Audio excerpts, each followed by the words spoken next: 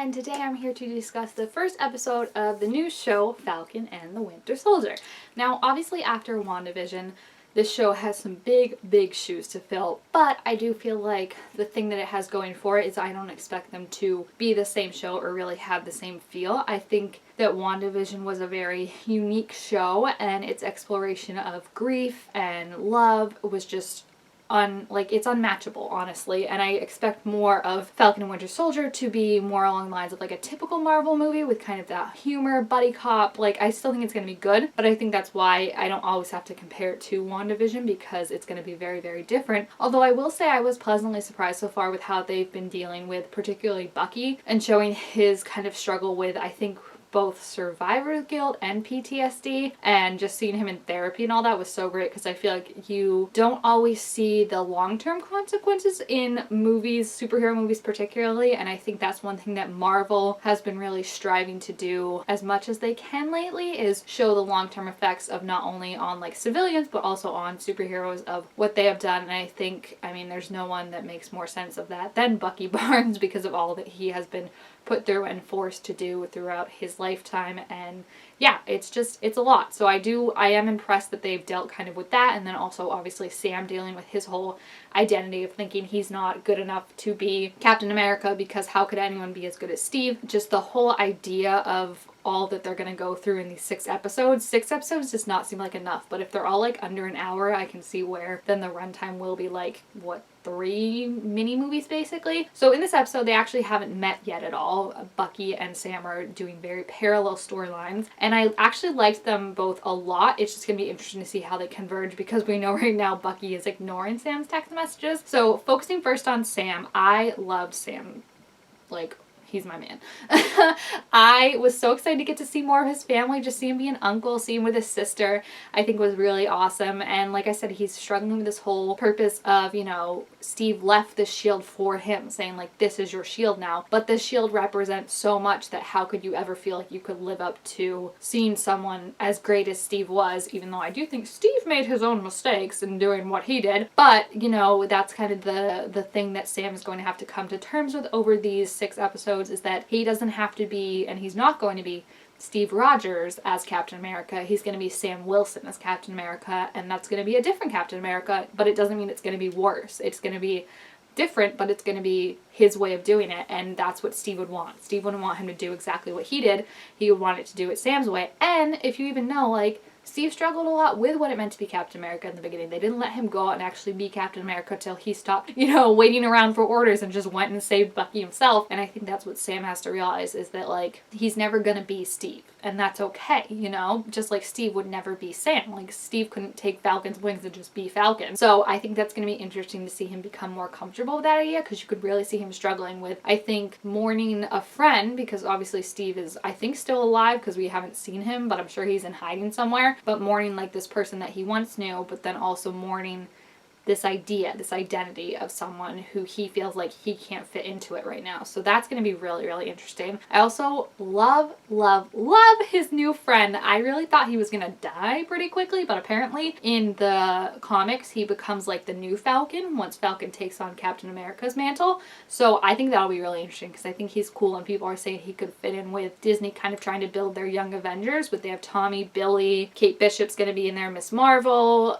they have Cassie Lang could be in there, so now they're saying he could fit in there. So I really like him. He's actually on another superhero show that I used to watch called The Gifted. He was on it, like, he was just a guest star, but I really liked him, and it's cool to see him on this as well too, because I think he's really funny. And like I said, I super thought he was gonna die, so to see that he made it through the first episode gives me hope that maybe he'll make it a little bit longer. On the opposite side, we have Bucky, who Bucky's scenes were just a punch in the gut, weren't they? Like, my friend texted me after I watched it and was like, how's my boy Bucky? And I was like, sad and anxious and sassy as always, and she was like, just how we like him. I love, like I said, that he's going to therapy. I think that's amazing, and I think seeing the 3 rules was so funny, of how it was like rule number 2 was don't hurt anyone, and he's like, well then why isn't that rule number 1 if it's the most important one?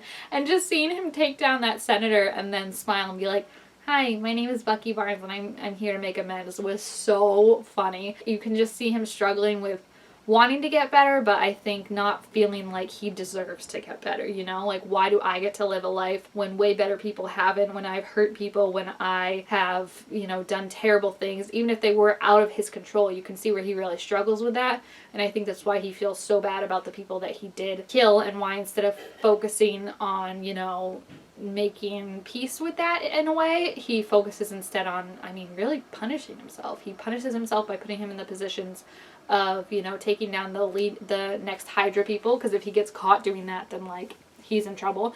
And two, like, he isn't saying anything to the man whose son he killed. He's just kind of hanging around and letting that guilt, and I think that's just punishing yourself over and over, and I think it's what he thinks he deserves right now. So I'm hoping that, you know, he can see more of himself and more of this as like a fresh slate of, like, you know, you had years and choices taken away from you, and now you have one of the greatest gifts of all, which is the freedom to do what you want, and you don't have to be led by guilt or by anything that else has done to you. So the other thing I'm confused about, because I don't remember when they took him to Wakanda, did they get rid of his programming, like his brainwashing? Because I know Zemo is supposed to be in this show, and I'm kind of worried that he is going to reactivate Bucky's code word, since he knows the code words to activate him. But I'm pretty sure when they took him to Wakanda, they deactivated that, right? So, like, I can stop stressing out about that, because I just don't want it to be like he's making all this progress and then he gets sent right back there again by this guy. We haven't seen him yet, but I'm assuming he's going to tie into these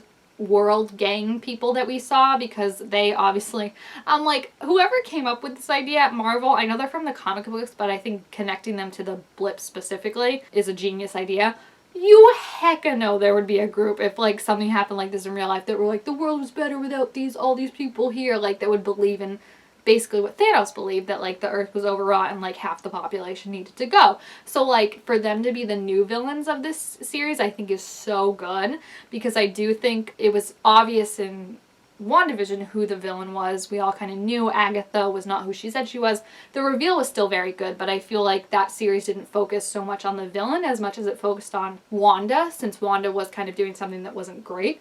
And I feel like in this one now we're meeting the villain already, kind of like the villain's minions, so I don't know if Zemo will be tied into these or if he'll be separate from them, but I'm pretty excited. I didn't love him in Civil War, if I'm being honest. I thought he was kind of more, I don't know. I just am kind of over, like, the people that are, like, the puppets, you know, that don't actually do anything but just, like, turn people. I know those are, like, the best villains, right? Because they're, like, so, like, evil mastermind that they can, like, manipulate people and turn people against each other. And I feel like that's what he did, but then to be like, oh, it was just a dude after all this. I was kind of, like, disappointing, you know? So we'll see with that, but I do definitely think he's gonna have something to do with this. And then we know that, like, the leader of the thing definitely has, like, super soldier powers of some kind because of the way he was fighting and stuff, which is another reason why I think that guy's lucky to be alive, because man, oh man, was that crazy.